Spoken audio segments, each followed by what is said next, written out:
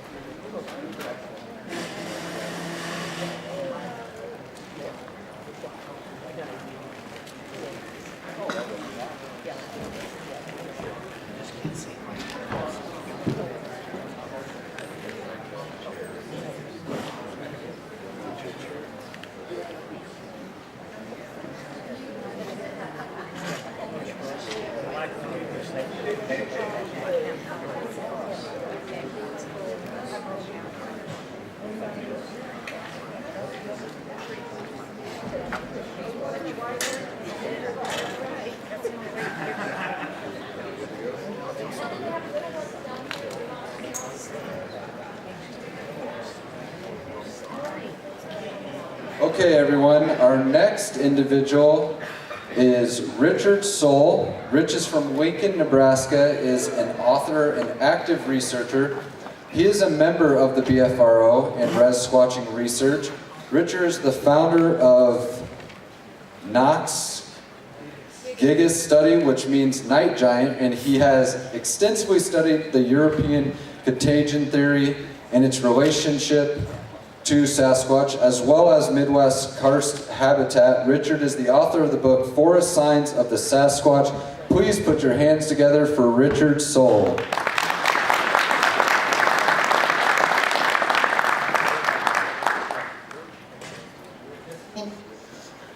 Okay, thank you. I had to step down here because it was difficult for me to see the screen from here. I am from Nebraska, so this is awesome to be able to be here today and to have all of you here to be here for the conference. I've got my website here that I have my repository for most of my research that I do. And when I was thinking about how I was going to present this, today I've got some information that is about the latest DNA evidence that I would like to link to Zana, the Alma in Russian Alma, the story of Zana. And I'm going to get to that, but before I go there, I wanted to talk a little bit about how I got to that point.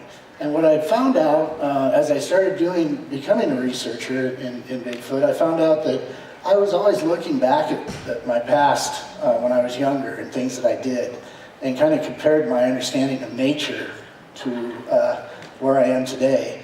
And needless to say, it's changed quite a bit. I don't look at the things that happened when I was a child the way I did back then compared to the eyes that I have now and the experience that I'd had. But I grew up here in Nebraska, and around the interstate there is I-80 is the Platte River. Some of you may have driven by that. Between Kearney and Grand Island here, when I was a child, I would walk the Platte River during the day, and we'd go, that was the things we would do, for a day we'd go down the Platte River.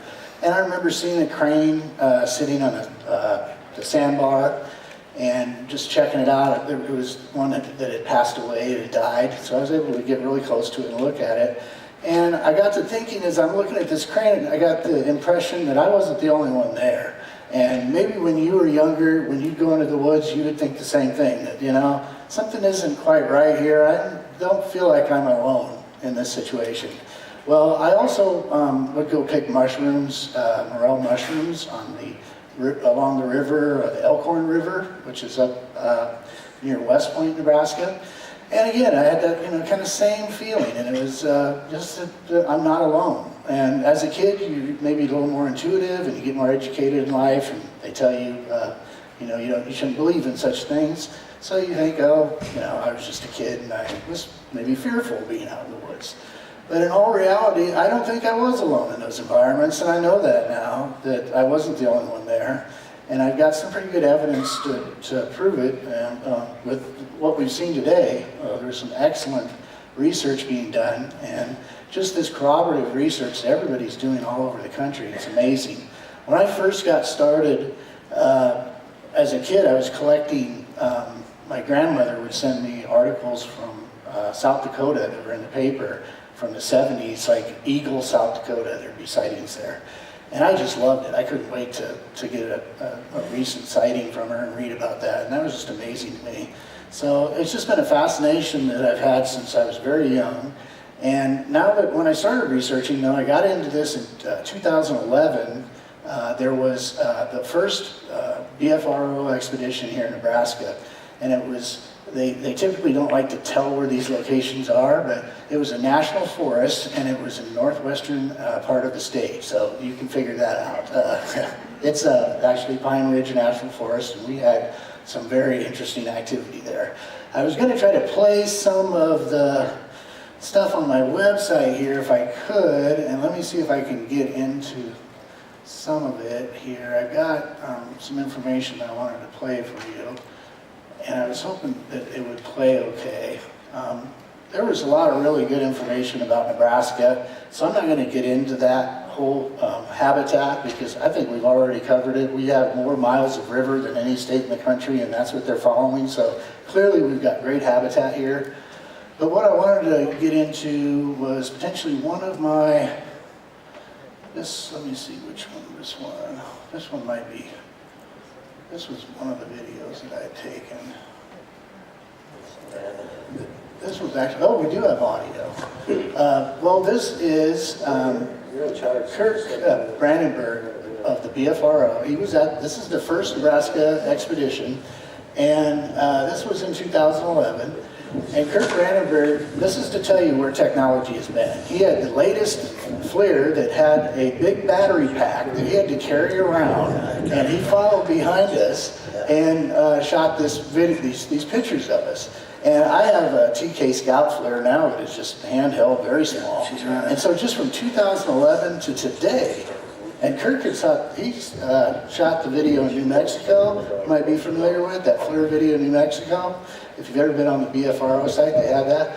Well, I had the opportunity. He's actually from South Dakota, so I kind of tagged along with him on this first expedition. And there was very few people on it. There was only 3 of us, 2 of us from Nebraska, and there was only about maybe 10 people total in that expedition. So it was really an amazing experience for me. So Kurt, he shot this video, and I thought it was kind of cool that just comparing technology, where we're at from 2011 to now, literally mind-blowing in what we have for technology available to us. And I just couldn't believe the technology we had on that expedition. They had the R2-D2 unit, and they had all of the stuff that you see on Finding Bigfoot. Well, this was before Finding Bigfoot had been televised, so there wasn't this working knowledge of it. When I went on the expedition, I thought, I might be able to see something through my binoculars. I had no idea they would be coming into camp and causing the things that they did. They scared the out of me and other people there. And they weren't very happy we were there. We were in their home. And it was a karst system, which I talk about some of that in my research, where there's an underground spring there. And that spring water is very important for them. They have to have fresh water. And Mike was talking about caves and stuff, or caverns in Colorado, but I really believe there's a lot to that. They do tend to be in these sorts of ecosystems, and if you look at the sighting maps, you will see there's some correlations between sightings and karst systems. And one of the other things, I just kind of want to show this FLIR, but this was state-of-the-art FLIR at that time with a big battery pack that lasted maybe a couple hours if he was lucky. I don't even know if it lasted that long, but he was very excited to be able to, carry this bulky pack around. It's just kind of funny how we, technologically, where we came from and where we are today. Let me see if I can go back. We're doing some howls back and forth, and we actually, what happens, this is just kind of good because we're here in Nebraska, so I'll talk about it real quick and move forward to the rest of my presentation. But during this expedition, I thought, I'd been on the internet and knew quite a bit about Bigfoot because I'd been fascinated by it, but I didn't know about mimicking or nothing like that. And we had a couple of them that really did some really strategic kind of hunting type technique on us. One came in with an owl sound. It almost sounded like a neigh of a horse, but it was a type of an owl sound. And then as soon as we're all listening to this coming up, we're on the top of a ridge line, and we're like, wow, something's coming up here. We're looking straight ahead, and then right below me, next to me, is a grunt.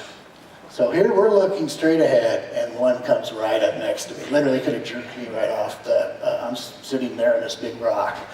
And it just blew me away that they were able to get that close, and then I was kind of like, whoa, this is for real. I mean, I just thought maybe, I'm going to get maybe a long, distance view of these. No, they're for real. They're coming in close. So just wanted to give you a little view of that. Let's see if I can get out of this now that I go back. See if I can back this up now that I got myself into this. It's hard to see a little bit, but anyway. See if I can back this up this way, or go back to the original. There we're at. Well, here I am sitting on the rock, so literally it came up this ridge here, and then there was one right next to me. And I think you can hear it. Maybe now that we've played it this long, let's see if we can hear it while I try. Oh, here we go. But this is Mitch. He's the head of the BFRO here in Nebraska. And we had Jim Sorensen, who was down in camp, and he'd been on every BFRO expeditions in 2009. So I just had a great experience with those guys, and it just really kind of got me into the whole research side of it. I learned about, I then went to Iowa. I have my notes here, so I want to make sure I'm following everything, so I might want to carry on. But one thing I do want to talk about real quick before I get into that is when this DNA evidence that I'm going to be presenting today, which I believe will be the fingerprint for future research for Bigfoot. We will finally have the evidence that researchers will be able to go out and get saliva samples and really hone their research in and have this MUC7E gene, and I'm going to go into it a little bit. But one thing I want to warn everybody about before I get into the Zana story is, here in Nebraska, one of the great things we had was Chief Standing Bear. And Chief Standing Bear went to court to prove that Native Americans weren't savages, which today we all think, well, geez, that's a given. But at that time, people did not believe they had no rights. And I want people to look at this under the guise of what's going to happen when we really acknowledge that these emergent hominids, these relic hominids exist. And how are we going to deal with that? Because we've done a really poor job at how we've dealt with that in the past. And that isn't that long ago, and we're still trying to figure this stuff out. So just wanted to get people to understand that. I thought that was interesting with the fact that Chief Standing Bear is here from Nebraska. And the other thing I was going to show you, I don't know if I'll be able to get this on here too, but it's one thing about research that I had done. Chief Standing Bear was from the Ponca tribe, which is up in northeastern Nebraska, and on the confluence of the Niobrara River and the Missouri River reach right there about South Dakota. I had filmed a structure there that swayed with, it connected to parts of a tree above it, and then another part of it was bent like it had been there for years. So I think it was a marker for these two confluences of these rivers, for the Bigfoot in that area, the Sitanga, the Inskubenu, Hairy Man, for many years, and then they built this moving structure on top of it. Well, I filmed it, but I've got other stuff I got to cover because I spent too long on the other video. Anyway, I thought that was interesting because here we have Chief Standing Bear's homeland, and we clearly have indication and evidence that these two confluents of rivers, that Bigfoot is in this area too, that Bigfoot exists. And that kind of leads me to the next thing I wanted to talk about here. And what I'm really trying to build is a story, my background story of how I came to this DNA evidence in Zana, and how this is really kind of a global picture that I'm going to be putting together for you today. We've covered great research here in this country and what's going on, but I'm going to put a little wider net, and I'm going to go to Europe, and I'm going to go to Russia, and I'm going to talk about how all this fits with sub-Saharan Africa and the origins that I believe of Bigfoot. So let me look at this next one here. My website is the Gigas study, and the reason I came up with this name is because all of the names that you see traditionally with Native Americans had some very physical characteristics of Bigfoot or Sasquatch. And so I wanted to have a literal name that had kind of a scientific undertone for my repository, so I came up with Gigas study, which is night giant. And I did a lot of research in Iowa early on and was able to work with Steve Moon there, and we found out that a great deal of information about what they do at night. And I heard Mike was talking about eye shine, and there's probably a big debate about eye shine and eye glow. I prefer the term eye glow because I've seen leaves in trees illuminated over their head. And so that's not eye shine to me, that's something that's illuminating that. And I'm not going to get into the whole other side of whether I think it's some supernatural power. I believe everything that Bigfoot does is in the natural world, but I think we just need to get caught up with it. That's just my own personal belief there. And that's why I'm trying to stick with the science here today. But let me look here. One thing I wanted to talk about with the tree and stick structures is something that I got into when I went to Iowa. And the thing that I learned about primarily there is that they are using these to communicate, and I was able to kind of replicate that. This is a picture of one on the Omaha reservations, but I was able to go to the Missouri River. I was in the Yellow River State Forest and the Solarian Escarpments in Iowa. So see the same structures there, which is the Mississippi River area, and then on Nebraska here and along the Missouri River, X's, arches, the very same thing. I went on expeditions in the Jemez Mountains in New Mexico in 2013 and photographed X's and arches and a variety of different woven tree structures. And Then I went to Colorado and into Montana. I had done research and saw this very same thing. So I wrote a book in 2015 called Forest Signs of the Sasquatch, the Knox Gigas. It's on lulu.com, but I have a copy of it over there if you want to look through it. It kind of breaks down the whole thing. At that time, there was still people doing it, but not a whole lot of people looking at those. And that's going to be a mystery for us for some time. But to me, that's what we use when we go and do research. Last time I was on the Omaha Res, we set up our camp in an area where there was tree structures, and that will get you some attention right away. If you put your tent up in their area where that's their living room, you're going to get some activity, and without question, you may bite off more than you can chew, but Mike was talking about it earlier. I had one grab my foot, they were peeking. I had this tiny little tent, and I should have had my camera, my phone camera flipped around and looked behind me, because Barry, who got in the tent with me later that night, said that as we laid down to go to sleep, one was peeking in the tent at me through the rain fly. So I could have got a picture of one at that time. But at any rate, we had a lot of activity, and that was in August. And they just seemed to really gravitate when we were in their area. But what I do want to emphasize, and this is all kind of going back to the Zana story, the alpha male took exception to us being in that location, and he made that very clear. And I think what was happening is our tents were being poked, and we had Robin was camped there, and so was Tammy there with us that night.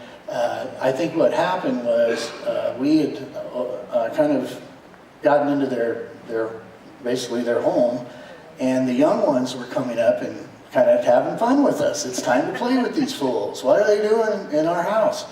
And when Dad came home, there was a different element to this. And we recorded wood knocks that were so loud it sounded like a shotgun blast. I mean, this is exactly what it was like 4 in the morning, so I knew it wasn't hunters, this was for real. Barry could hear his sound that he would mimic an owl coming from a ways away. And he said, oh, the alpha male's gonna be, he's on his way. Inskubenu, the hairy man, Sitanga, he's on his way here. And I'm like, oh, wonderful. Now things are really we've already got all this activity, things are really gonna pick up. So all of a sudden these tree knocks, and we had it on each side all around us. And by the 4th one, Barry and I were getting very concerned. Barry said, we need to get up out of our tent, and we got to make a stand. We got to tell them, we're not going to stand for this. We can't have that. He's getting way too aggressive. So we got out of the tent and all shined our flashlights around, which is generally enough to get them to get away from you. And it was 5 in the morning. I was literally exhausted. I could not, I'd been up for like 24 hours and I was done. So Barry and I both fell asleep, and Tammy told me the next morning when we left that they had threw rocks at my tent while we were snoring. Every time we would snore, they'd throw a rock at our tent. So the young ones were still trying to, give us a little trouble. But the point I want to make there is that alpha male, he has control over what's going on in that clan, in that group. And it's very significant when you look at the structure that it is a kind of a culture that they have. And he keeps an eye on the females, and the young ones kind of keep, when I was in the Gigas Mountains in New Mexico, they were telling me that there was always a sentinel out, that the youth would always be there looking for the group during the day. So he pretty much decides on what's going on, who's doing what, and he's not going to let people out of his sight without the females especially, without another male keeping an eye on them. And I think that's going to be significant when I get to the Zana story, because this will make some sense why she would have gotten captured. I kind of talked about karst habitat a little bit. It's something that I think is important when you look at Bigfoot habitat around the country. And this map here doesn't do it justice, but we are in some karst habitat here in Hastings. But there are underground springs all over, and there are wet and dry caves all over. And whether they want the fresh water, which I definitely think that they want that fresh water, so that spring is going to have them there to get the freshest, cleanest water, to digest meat, and it's just also part of their what they need to survive. Also, there are minerals in those areas, so they're definitely going to be around, like Harriet said, salt. So these are important things for their survival. These cave systems that are created, like in the Silurian escarpments, and even here in Nebraska, we have cave systems from sandstone caves, and I believe that they are using those. And if they have the ability to do some eyesight underground that we can't do, or have some ability to do that, that would benefit them to be in these cave systems. So I think there's a pretty good connection when you look at the maps to these things. Oop, let's see, let me go back. When you compare a national map to this karst, let's see the national map. No, I didn't have that. Here's what kind of a karst system looks like. This would be like a mountain karst system. And those I guess Mike was talking about, I think some of those were man-made, but this is a system that is made just primarily by moving water. So you're going to have wet and dry caves. They can access them at different points. I definitely believe there's like the 80 millisecond rule, that if you, our eyesight, we can only see things so quickly that if something's faster than our eyesight, for instance, the sound, if it's over like 40 yards away, it's off. It sounds off to us, and we can't register it very well. And I think the Sasquatch use that rule quite a bit. They play our own perception against us a lot, and that speaks for a lot of their supposed supernatural powers. They also would be able to get in and out of these, escape if they knew how to, if there was a cave or something where we would not know that the entrance of these, and get in and out of places that we would not be able to. But the fresh water is the key there, and that's going to be where they're going to be in those maps. And I thought I had a national map, but that's not being on this one. And here's a picture of Sibylla Irwin. She let me use some of her pictures for a video I did on YouTube, so she does excellent work. Everybody should check out her site. But that's kind of an example of some eye glow or eye shine that people talk about. Let me see the next little section. I want to make sure I'm hitting everything. I did talk about the Omaha as some of my research, so let's get into looking at this phenomenon kind of globally, and I want to make sure I have enough time to cover everything. So let me get into what is the kind of European history, and then we'll get into some of the U.S. history of what we're looking at. Europe has a very long history of hominid there also, and like the Bazadouan of the King of the Forest in France. And then I heard somebody was talking about somebody having headdress or doing stuff. I think it was Tammy. But this is an interesting one in Germany, a picture of, and if you look at the morphology of this, he's standing on a tree. I think that's interesting. This is in like the 1500s, and he's battled all these knights, and they're all down. But he's got some kind of head, looks like some woven thing there on his head. And if you look at him compared to this normal knight, this is probably very physiological, you know, to an extent, very exact. This could be 8 foot tall for all we know. And this was, I think that particular picture was commissioned by the king or somebody, but it was fighting the forest in Germany. They also had a lot on, they would, in Europe, they would have on their, wood mooses would be on, like, adorn churches and all that sort of thing. And so there was a very long history that they had, even in the, let me see, I think I had, yeah. This is an interesting one here. This